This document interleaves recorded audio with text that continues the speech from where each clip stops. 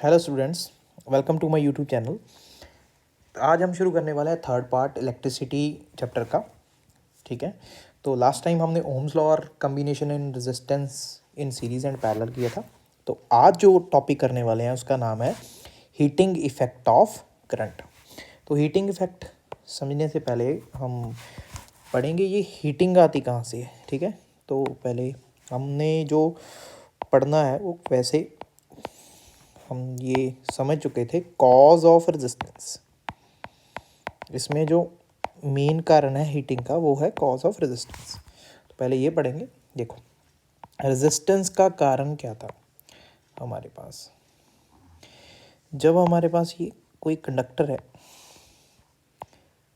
ठीक है, इस कंडक्टर में क्या होता है, इस कंडक्टर में है हमारे पास electrons, million billion free electrons.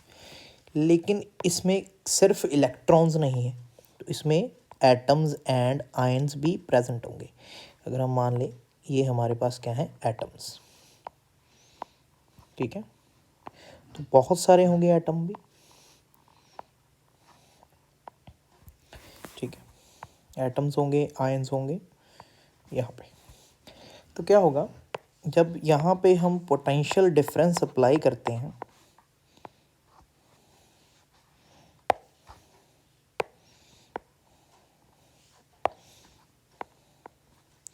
ठीक है, तो क्या होगा जब हम पोटेंशियल डिफरेंस अप्लाई करेंगे तो ये जो इलेक्ट्रॉन्स हैं ये इस पॉजिटिव चार्ज की तरफ मूव करना शुरू कर देंगे।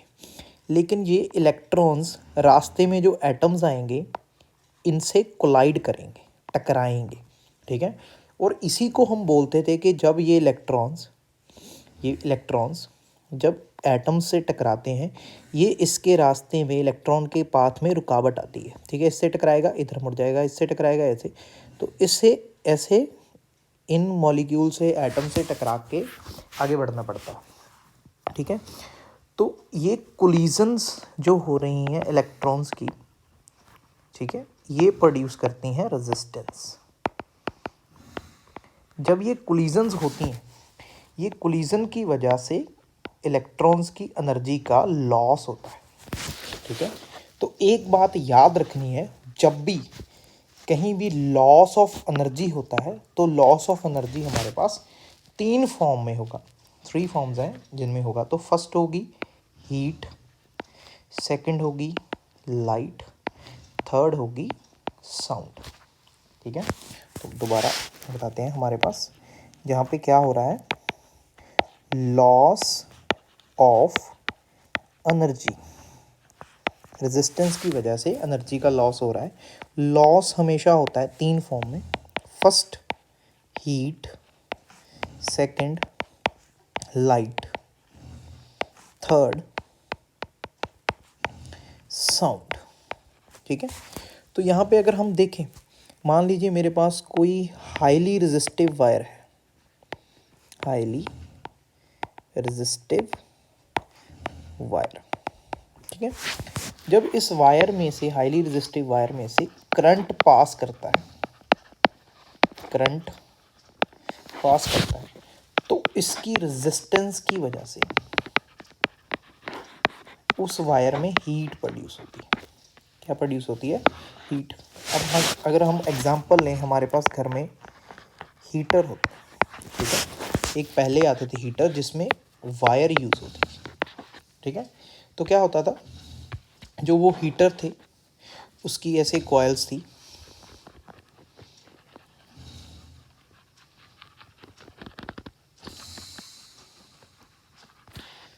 ठीक है, ऐसे कॉइल्स होती थी, ऐसे आगे आगे कनेक्ट होती थी। तो ये हमने इन 2 कॉइल्स को अगर हम कह दें कि प्लग में हम लगा दिया, यहाँ पे पॉजिटिव पोटेंशियल दे देते हैं, यहाँ पे नेगेटिव। जब इस वायर में से करंट जाता था, ठीक है, तो ये वाली जो वायर थी इसमें जब करंट जाएगा इसकी रेजिस्टेंस हाई होती थी। ठीक है, रेजिस्टेंस हाई होने की वजह से ये कॉइल हॉट हो जाती थी, हीट प्रोड्यूस करती, और साथ में ये रेड भी हो जाती, इसका कलर भी चेंज हो जाता, रेड हो जाती थी, ये लाइट भी प्रोड्यूस करती। ठीक है, तो यहाँ पे जो एनर्जी का लॉस हो रहा है वो 2 फॉर्म में हो रहा है, हीट की फॉर्म में और साथ में लाइट भी, ठीक है। और एक और बात होगी, आपने देखा होगा ट्रांसफार्मर। ट्रांसफार्मर होते हैं ना, जो हमारे घर को, हमारे मोहल्ले को, या हम कह सकते हैं हमारे जो कॉलोनी है उसको ट्रांसफार्मर लगा होता है कॉलोनी के बाहर, जो सारे घरों को बिजली पहुंचाता है, ठीक है। ट्रांसफार्मर से होके ही बिजली जाएगी। तो जो ट्रांसफार्मर होता है वो ना कई बार साउंड प्रोड्यूस कर रहा होता है, हमिंग साउंड प्रोड्यूस करता है। तो वो हमिंग साउंड भी किसकी वजह से आती है? उसकी रेजिस्टेंस की वजह से। तो यहाँ पे हम देखें तो जो रेजिस्टेंस है वो 3 तरह की लॉस कर रही है एनर्जी का। हीट भी प्रोड्यूस कर रही है, लाइट भी प्रोड्यूस कर रही है, और साउंड भी प्रोड्यूस कर रही है, ठीक है। तो यहाँ पे हमने सिर्फ उस रेजिस्टेंस के लॉस की हीटिंग इफेक्ट को पढ़ना है, इसको रीड करना है, हीटिंग इफेक्ट को। इस हीटिंग इफेक्ट की हमने एप्लीकेशंस देखनी कि इस हीटिंग इफेक्ट का हम यूज़ कैसे कर सकते हैं, ठीक है। तो यहाँ पे मैं बताता हूँ, देखते हैं।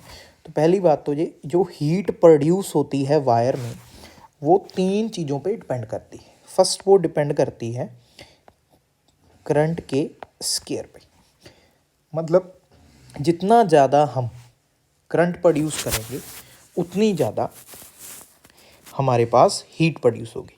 सेकंड, ये हीट डिपेंड करती है रेजिस्टेंस पे, जितनी ज़्यादा वायर की और कंडक्टर की रेजिस्टेंस होगी ये हीट उस पे भी डिपेंड करेगी।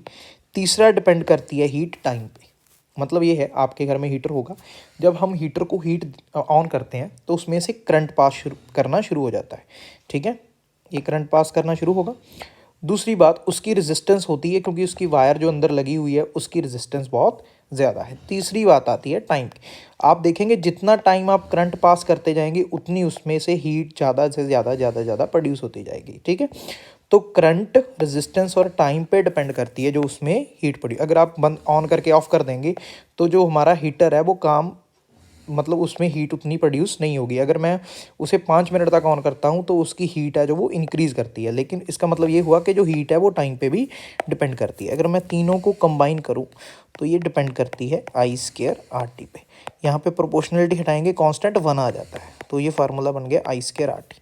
तो यहाँ पे हमारे पास जो हीट का फार्मूला है वो है I²RT। ये हो गई हमारी हीट, ठीक है। तो जो हीट प्रोड्यूस होगी, इसे हीटिंग इफेक्ट ऑफ करंट की वजह से हीट प्रोड्यूस हो रही है, उसका फार्मूला होगा I²RT। इसका नाम जो है फार्मूला जो हमने यहाँ पे ड्राइव किया, इसे हम जाउल्स लॉ बोलते हैं।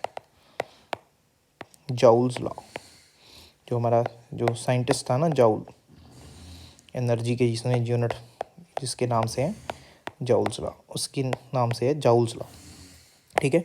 तो इसकी एप्लीकेशंस में क्या होता है, तो हम first heating effect of current कहाँ यूज़ करते हैं? हम यूज़ करते हैं हीटर में। घर में हीटर यूज़ करते हैं तो उसमें भी क्या हो रहा है, heating effect of current use हो रहा है, ठीक है। तो करंट पास करेगा वायर में से, हीट प्रोड्यूस होगी, उससे हम कमरा जो है वो हमने गर्म करना है सर्दियों में, वहाँ यूज़ करते हैं, ठीक है। सेकंड हमारे पास होती है इलेक्ट्रिक आयरन। हमारे जो क्लॉथ्स हैं उनको प्रेस करने के लिए हम यूज़ करते हैं डिवाइस आयरन। तो वो आयरन डिवाइस है, उसमें भी क्या होता है, एक कॉयल होती है, ठीक है, जैसे कॉयल है, इस कॉयल के नीचे यहाँ पे प्लेन सरफेस लगा होता है, ठीक है।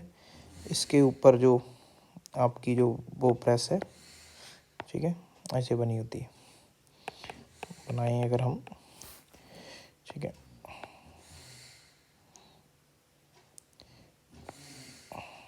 जैसे ये इसका हैंडल हो गया, ठीक है। तो इसका जो अंदर का मैकेनिज़्म है, इसके अंदर यहाँ पे कॉयल होती है, ठीक है। जब ये वाली कॉयल गर्म हो जाएगी, मतलब इसमें से करंट पास करेंगे, ये कॉयल गर्म हो जाएगी। इस कॉयल के गर्म होने की वजह से जो इसका जो बेस है वो भी क्या हो जाएगा, गर्म हो जाएगा। ये बेस प्लेन है तो ये क्लॉथ्स को प्रेस करने के लिए काम आ जाता है, ठीक है। तो इसके अंदर भी एक कॉयल होती है जिसकी रेजिस्टेंस बहुत ज़्यादा होती है। जब करंट इसमें से पास होता है तो ये कॉयल गर्म हो जाती है, हीटिंग इफेक्ट प्रोड्यूस करती है। उस हीटिंग इफेक्ट को हम यूज़ करते हैं क्लॉथ्स को प्रेस करने के लिए, ठीक है। तो थर्ड जो इसकी एप्लीकेशन है वो है फ्यूज़ वायर। आपने देखा होगा घरों में हमारे बहुत सारे डिवाइसेस हैं, ठीक है, जिनमें फ्यूज़ लगा होता है। हमारे घर में इन्वर्टर होगा, इन्वर्टर के पीछे भी लगा होता है फ्यूज़, ठीक है। आपकी कोई इलेक्ट्रिक मोटर होगी जिसे यूज़ करते हैं आप, ठीक है, उसमें भी फ्यूज़ लगा होता है। तो फ्यूज़ वायर होती है। फ्यूज़ वायर का काम क्या है पहले हम समझते हैं। जो ये फ्यूज़ वायर है ना, ये फ्यूज़ वायर क्या है, ये ऐसे मटेरियल की बनी है जिसकी जो रेजिस्टेंस है वो बहुत ज़्यादा हाई होती है और इसका जो मेल्टिंग पॉइंट है वो बहुत ज़्यादा लो होता है। फ्यूज़ वायर ऐसे मटेरियल से बनी होती है, ये अलॉय होती है, एक alloy, mixture of metals and non metals कह सकते हैं, ठीक है। ऐसी अलॉय होती है, ऐसे मटेरियल की होती है जिसकी रेजिस्टेंस तो बहुत ज़्यादा होगी और मेल्टिंग पॉइंट क्या होगा, लो होगा। तो ये वायर काम कैसे करती है, देखो याद रखना है, हमारा जो घर का जो सर्किट होता है, डोमेस्टिक सर्किट होता है, वो हमेशा पैरेलल में होता है, ठीक है। तो मैं अगर यहाँ पे ड्रॉ करूँ तो यहाँ पे मान लीजिए मेरे पास बल्ब की रेजिस्टेंस आ गई, ये मेरे पास घर में लगा हुआ फ़ैन उसकी रेजिस्टेंस आ गई, ठीक है। ये मेरा मान लीजिए फ्रिज की रेजिस्टेंस आ गई, ये मैं कह दूँ किसकी, बल्ब की आ गई, ये फ़ैन की आ गई, ठीक है, ये फ्रीज़र की आ गई। यहाँ पे ये मेरा एसी कनेक्ट है इस वायर से, ठीक है। इस वायर से मैं कह दूँ क्या कोई भी और डिवाइस कह सकते हैं, जैसे मेरा टीवी कनेक्ट है, ठीक है। ऐसे जो सारा हमारे घर का सर्किट होता है वो क्या होता है, पैरेलल में होता है। लेकिन यहाँ पे एक वायर लगा जाती है जो इस सब के सीरीज़ में कनेक्ट होती है सारे सर्किट को।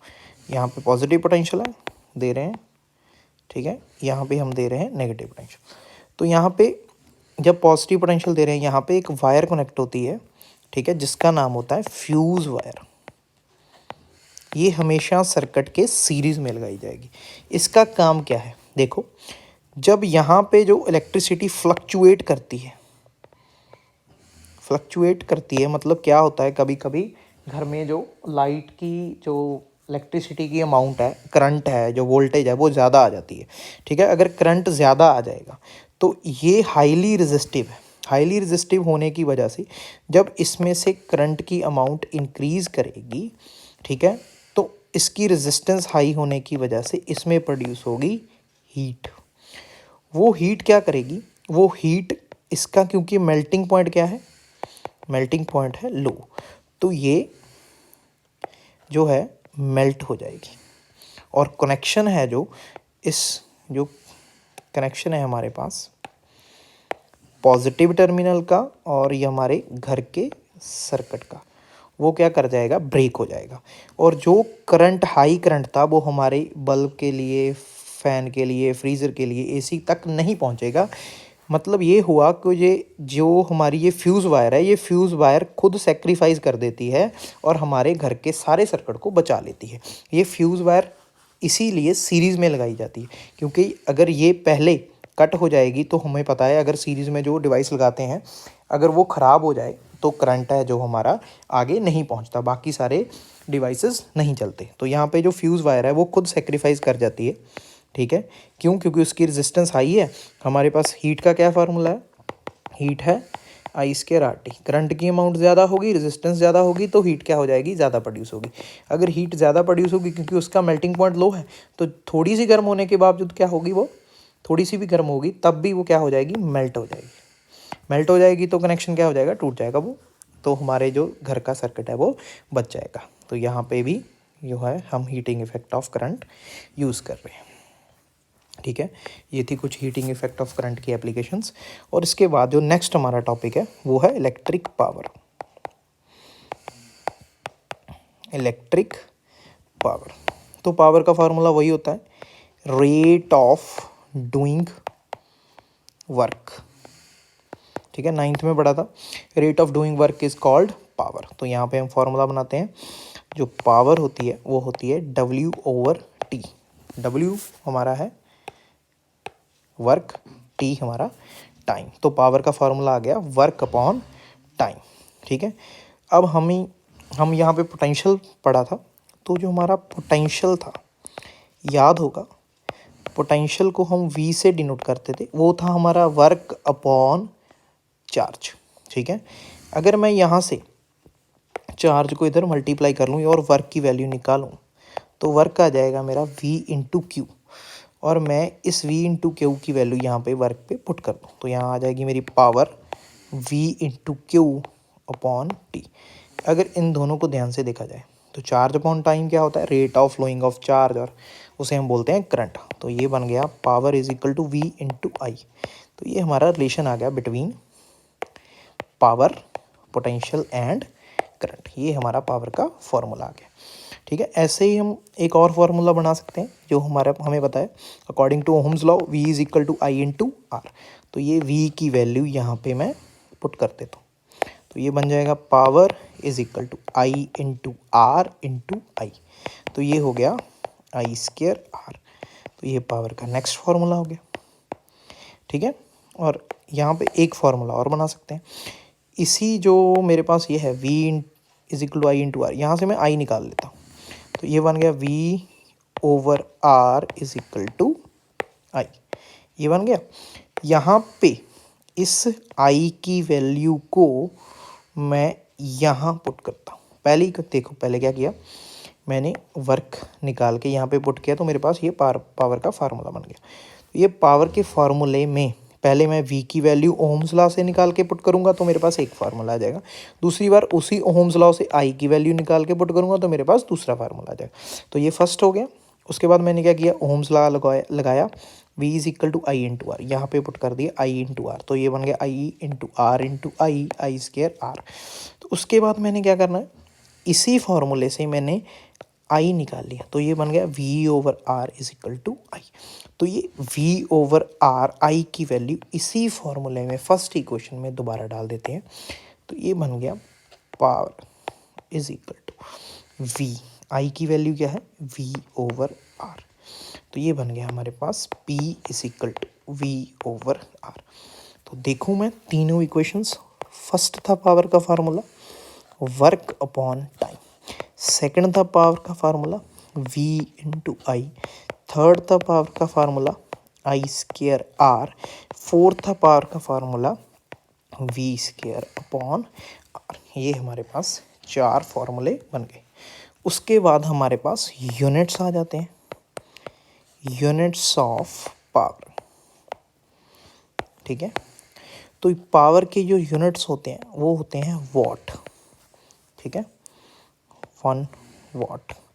इसे ऐसे भी बना सकते हैं, हमारे पास पावर का फार्मूला है वर्क अपॉन टाइम, वर्क के यूनिट होते हैं जाउल, टाइम के यूनिट होते हैं टी।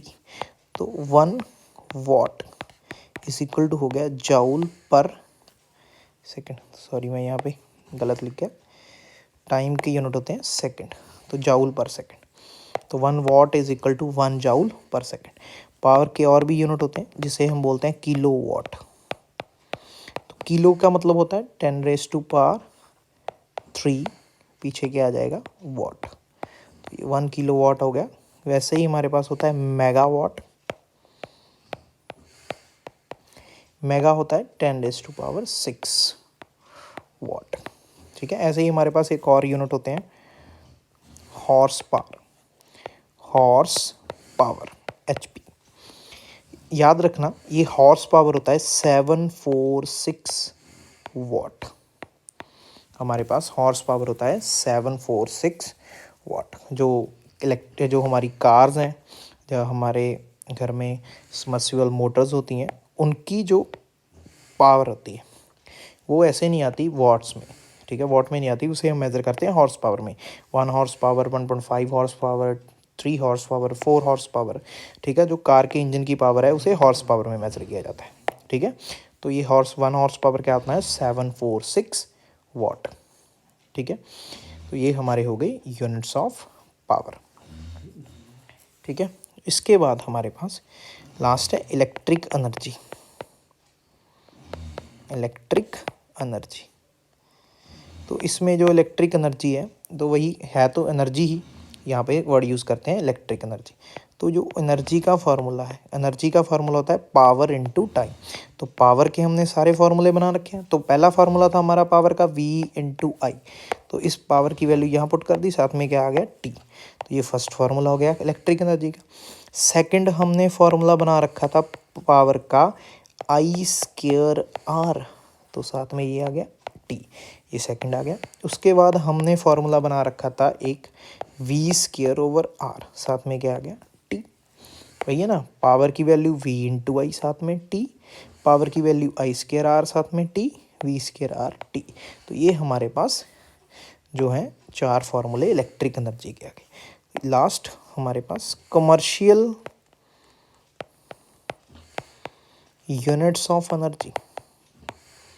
जो हमारी एनर्जी है उसके कमर्शियल यूनिट्स क्या हैं? कमर्शियल यूनिट हैं किलो वाट आर। ये होता है 3.6 10⁻⁶ जॉब।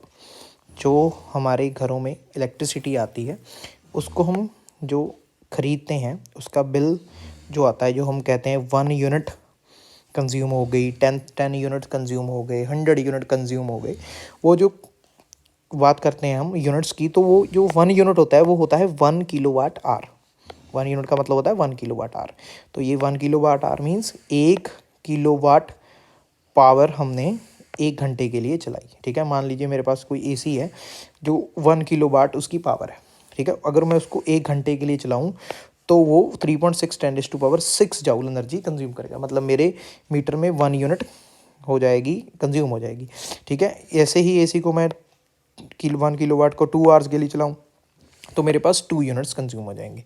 ठीक है, तो ये मेरे पास जो 1 किलोवाट आवर का मतलब क्या हुआ 3.6 10⁻⁶ जूल।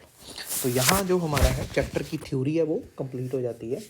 ठीक है, तो इसके बाद हम मिलेंगे नेक्स्ट वीडियो में। आज के लिए इतना ही। Thank you for watching.